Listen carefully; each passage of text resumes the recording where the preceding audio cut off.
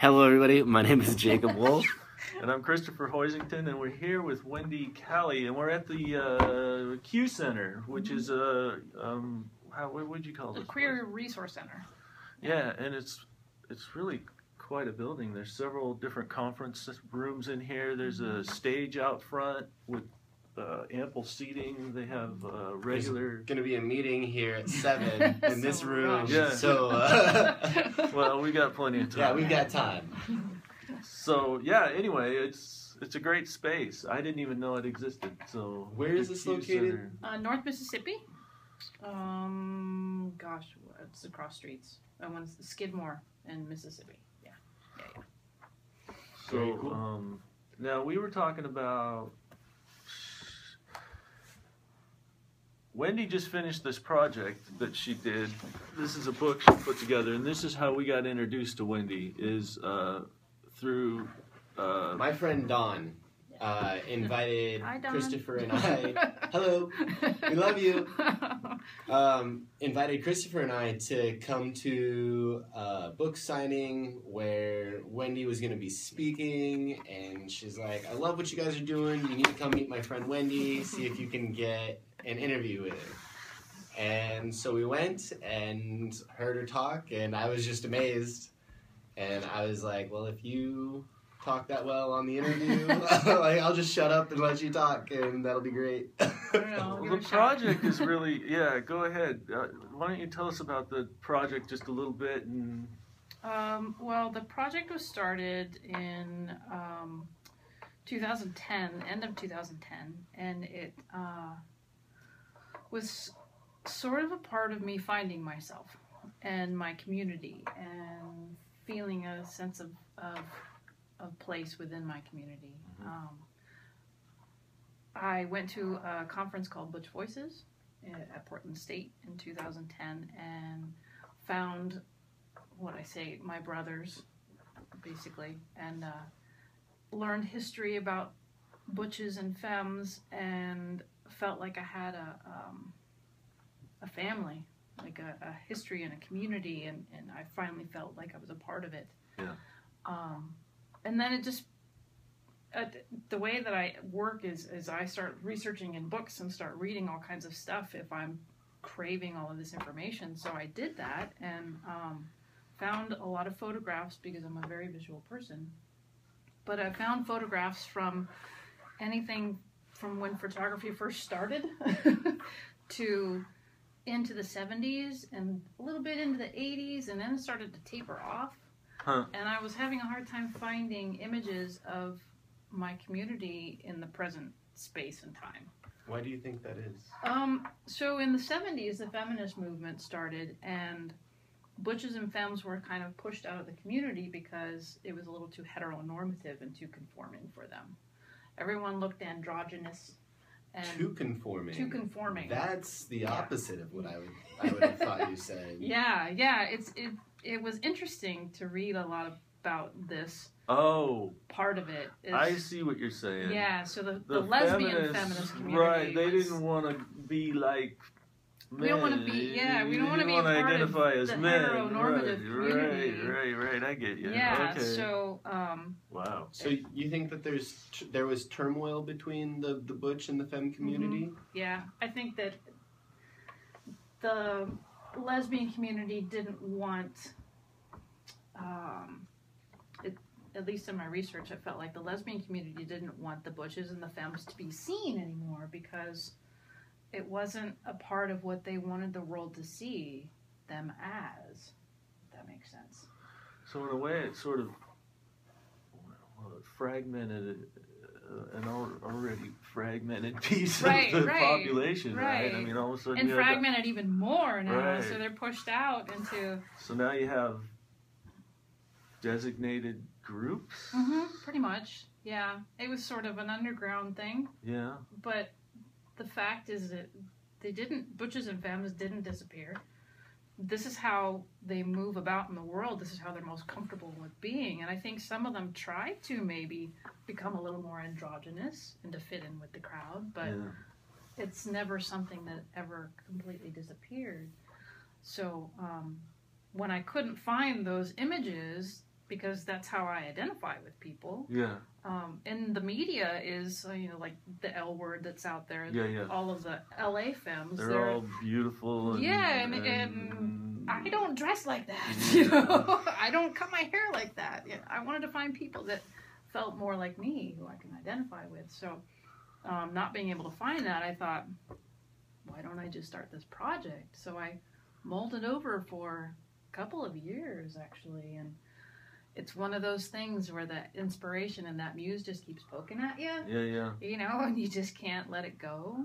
So I asked a couple of people about it, and I said, I'm thinking about doing this. What do you guys think? And a bunch of people from my community was, go for it, do it. It sounds awesome. So now it's a photography and a writing project. Do you consider yourself a photographer or an author or both? Both, yeah. And actually, the writing in the book are quotes from the people in the photographs. Right. Because I sent them a series of questions about their identity. And that was, actually, that was done, I don't know, I hope she doesn't get mad at me for saying this, but that was the thing that prohibited her from participating in the project, was because the questions that you asked were really intense. Yeah, they were pretty deep. I had actually a couple of people come back to me who I was not able to get to, unfortunately, because of time and money. But they came back to me and said, even if you can't come here and photograph me, I want to thank you for sending me these questions, because it really sent me into this very introspective place where I had to think about myself and how I move about in the world. And he said that was very therapeutic, to be honest, so thank you. How long did it take you to put together those questions? Oh gosh, I thought about them for a few months at least. Yeah. And did you have an intent with the questions? Was there a specific place you were trying to go? Or I'm just more fascinated with people's stories and how they get along in the world. So it was really more about that. Yeah. And it just sort of came from that place of, I want to know who you are, what your story is. And the other thing was, I was trying to connect with them prior to actually going to meet with them. So you wouldn't, because, and that was one of the things that you talked about in the at the Armory when you did that thing, was that you had to do 8. She got off of 8 planes in 9 days or something like that. So you didn't spend a lot of time with actually face to face with your people. No, and that was sort of my intention as well, was to get in, connect with them quickly. Not in a, I just want to connect with you at this moment and then I'm going to leave. But it was, I want to connect with you on a very personal level and capture a moment in your life. Because when I'm shooting, I'm just chatting. Some of them don't even realize I'm photographing. Right. Even though I have the camera up to my eye, we're still chatting. But that was sort of my intention. And I also didn't want to take a whole lot of time out of their lives. A few people I had to meet when they were on break at work or something, So I was trying not to inconvenience them, but at the same time get in as many people as I could. So It's amazing. So did you? I know you talked about having the blog for about 4 years. Mm-hmm. So this project came about a couple of years. So you were already writing the blog at that time. I was, yeah, for about 2 years at that point, and had fairly solid readership. And you were already photographing as well? I was, yeah. I had started out actually doing pets and landscapes and things that I just find beautiful in the world. How long ago was that? What sparked your interest in photography? Well, I picked up a camera when I was probably 7 or 8. So it's been a hobby ever since. But in 2010, I was working as an accountant for the local chain of pubs and breweries and hotels here. I don't know if I can say it or not, but I was working as an accountant, and I just felt like I had no creative outlet, that my life really wasn't serving much of a purpose, and I needed something more. So I let go of the 9 to 5. I quit my job, I woke up one morning and said, I can't do it anymore. I handed in my 2 weeks resignation, and I walked off with very little in my savings account and not a big plan. But I picked up my camera and started doing odd jobs and sold a few pieces, and then started photographing people. And I can't remember exactly when I started doing that, but I noticed that I really enjoyed it because I was more interested in capturing more of the essence of the people, sort of in a candid way, than putting them in a studio and making them pose. That felt artificial and uncomfortable to me. So yeah, I studied acting for a long time in LA, and one of the worst experiences I've ever had is trying to get fucking headshots.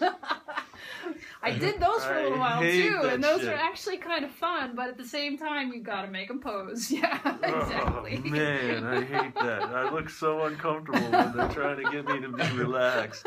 It's just the worst possible I thing. know, and I studied a little bit of Peter Hurley's headshot stuff for a while, and it was great because he really connects with people at the same time, but listening to him tell them, well, put your forehead forward and your chin down, and like, I'm not even comfortable doing that. I think the last time I tried to get headshots was in the late 90s, so I think it's changed quite a bit since then. I mean, if I could just hang out and be here and people taking pictures of me, I think I'd be all right. Actually, I have done headshots for a local comedian, and that's what we did.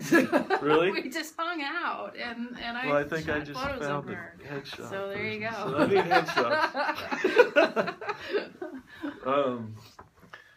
Yeah. So then the writing and the photography came together to do that project. You got other projects in mind now? At the moment, no. This took a lot out of me. Yeah.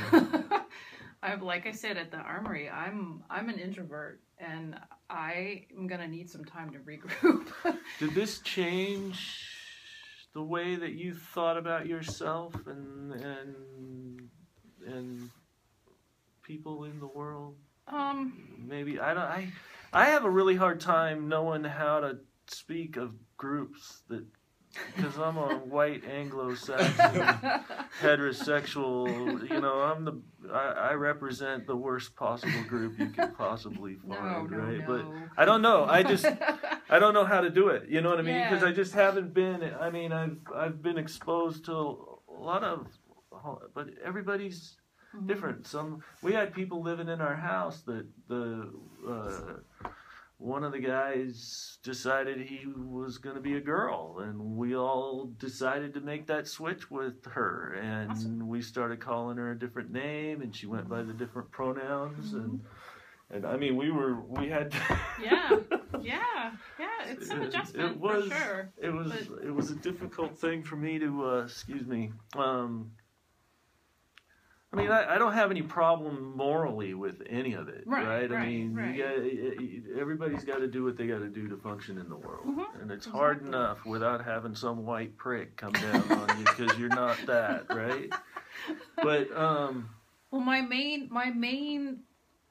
thing with this project was not only giving visibility to the butch and femmes in our community, but also to show that. There's no one way to be butch or femme, and everyone has their very own definition of what butch is or what femme is. Yeah. If I can talk to 5 different people in this book and ask them what their definition of their identity is, I'm going to get 5 different definitions. Yeah. Right. And that's just the way that it is in the world. And I think that my main thing was to show, because there are what some people would call the old school butches, who would say the butch is this certain way, and they were very strict about it. It's not a transgender person, not someone who was going by a he pronoun. It was a cis woman that was going by she, but presented it as masculine in the world. And for some people, that is their definition, but for others, it's not. And it's, I think I was really just trying to show the diversity in the community, and hoping to bring together a community. Right. I think that's something that I've seen. Like, from when we were at the Armory.